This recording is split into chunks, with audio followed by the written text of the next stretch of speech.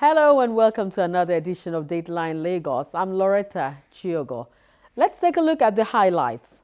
The determination to provide necessary infrastructure to match the Lagos megacity status has shown in the state government's recent move to actualize the fourth mainland bridge as it signs a memorandum of understanding to commence construction.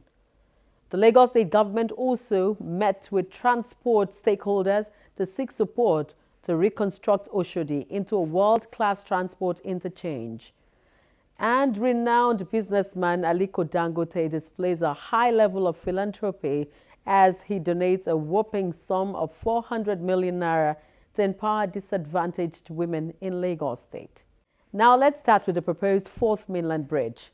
In what is set to become a major milestone achievement in its 50 years of existence, the Lagos state government signed a memorandum of understanding with investors to kickstart the construction of the 38-kilometer fourth mainland bridge, expected to bring a 14-year-old dream to reality. Take a look. It is undisputable that the present road network in Lagos State cannot sustain the vision of Lagos as a world-class economy, hence the need for more road infrastructure. In the last few years, the clamor for the fourth mainland bridge had almost become unrealistic, but surely and steadily, the present administration is making it a dream come true.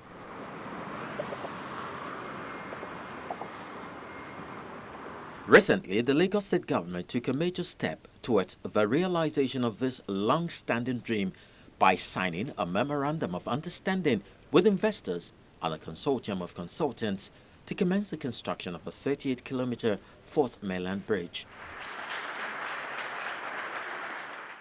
The bridge alignment will traverse from Abraham Adesoya roundabout in Ajah through the shoreline of Lagos Lagoon, through Palava Island, Ibe, Itamaga, Odogunyo, Owotu, Ishawo, Mawere in Ikorodu to Ojodu Berger on the Lagos-Ibadan Expressway using the combination of roads and bridges.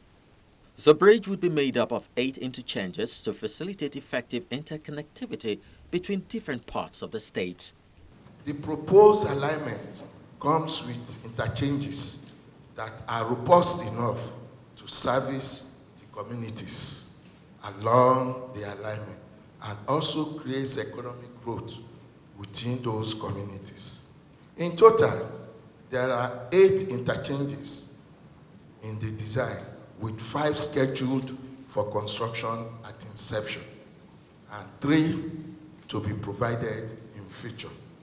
The 5 that are scheduled for construction are as follows. 1, Abraham Adesoya, Igbe, Ikorodu Road, Itoki, Obafemi intersection at Itamaga, Ikorodu Shagamu Road at Odogunyo, Lagos Ibadan Express stroke, the intersection of fourth mainland bridge itself at Ojodo Berger.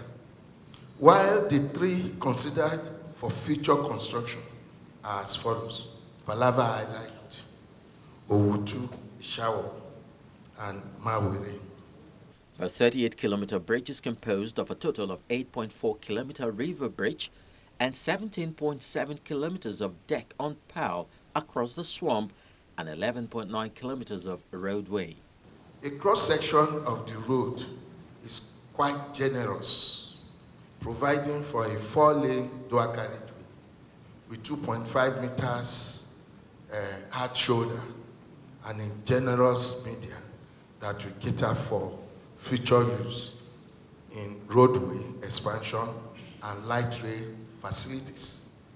The project, when completed, will utilize state-of-the-art tolling system that will ensure free flow of traffic on the facility. Governor Akinwumi Ambode said the need for the bridge had become imperative following the phenomenal economic growth of the state, seen in the increase of commercial activities and gridlock. Almost 30 years after the delivery of the third mainland bridge, the state has experienced phenomenal growth to become a megalopolis, a city-state with a population of over 21 million people. The increase in the state's population and expanded commercial activity has led to frequent traffic congestion. This has made it imperative for us to have a fourth mainland bridge that will serve as an alternative route to the eastern axis and decongest traffic in the states. More importantly, this bridge will provide the required transportation complement to the rapidly growing industrial activities on the Etiosa-Lekki-Epe corridor of the state. We have started the process with the signing of this MOU, which is an expression of the commitment of major stakeholders, including the government and the consortium of consultants and investors, to the delivery of the project within the scheduled time frame. It said the project, which would be a public-private initiative, is a testimony to the confidence of the partners in the state government. I will not fail to mention that this PPP arrangement with our partners seated here today is a major testimony to the confidence they have in our administration and the Nigerian economy in general. We have learnt our lessons, and we are confident that this project will be delivered on a win-win framework for all investors. This is so because this is the first time in the history of the states that we're embarking on the construction of a long-span bridge and expressway without federal funding, and also having a project to be funded solely by the private sector. There's no gainsaying the fact that huge benefits will be derived from this project, but most importantly, make life more comfortable for Lagosians. Let me use this opportunity to reassure all Lagosians of our commitment to the Lagos project, with world-class transportation system as a vital component. A modern and efficient transport system for the movement of people, materials, and finished products is a key requirement for the sustenance of economic growth in a state like ours. We shall therefore continue to leverage on our endowments to explore opportunities to make ours an efficient, effective, and integrated transportation system. Besides enhancing the economy of the state, the project also comes with other road user facilities, including consistent cross-section, grade-separated interchanges, efficient drainage systems, lighting, and efficient toll plazas, among others. It will run through a 40-year concession period and is estimated at 844 billion naira, including construction and maintenance costs. The project is to be financed by Africa Finance Corporation, Access Bank, and other private investors who have already signified intention to be part of the construction, while Visible Assets Limited will be the coordinating firm. We have done a study, and even at one of the meetings, the governor of Lagos State has asked the people whether they wanted to pay toll on the Fourth Mainland Bridge, and everybody said yes.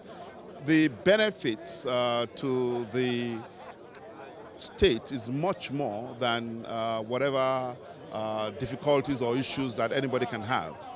If everything goes as planned, the 38-kilometer Fourth Mainland Bridge will become the longest bridge and expressway in Africa.